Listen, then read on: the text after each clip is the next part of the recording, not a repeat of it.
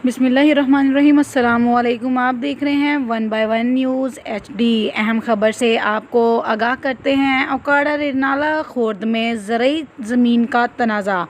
पुरानी कचहरी के करीब 2 ख़वातीन की फायरिंग से एक खातून जाँ बहक।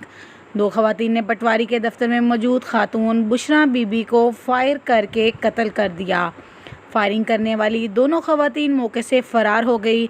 थाना सिटी पुलिस मौके पर पहुंच गई, लाश को तहवील में ले लिया और तहकीकात शुरू कर दी गई।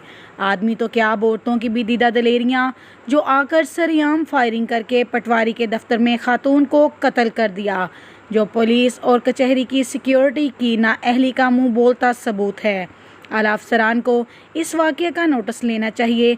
ये कोई पहला वाक़या नहीं है। ऐसे वाक़या आए दिन लोगों के लिए मामूल बने हुए हैं। मज़ीद ख़बरों से बाखबर रहने के लिए हमारे चैनल को लाइक करें, शेयर करें और सब्सक्राइब करें और घंटे के निशान को दबाना ना भूलिएगा, ताकि आने वाली हर नई वीडियो आपको मौसूल हो सके। तो देखना ना भूलिएगा हमारा अपना चैनल 1 बाय 1 न्यूज़ HD।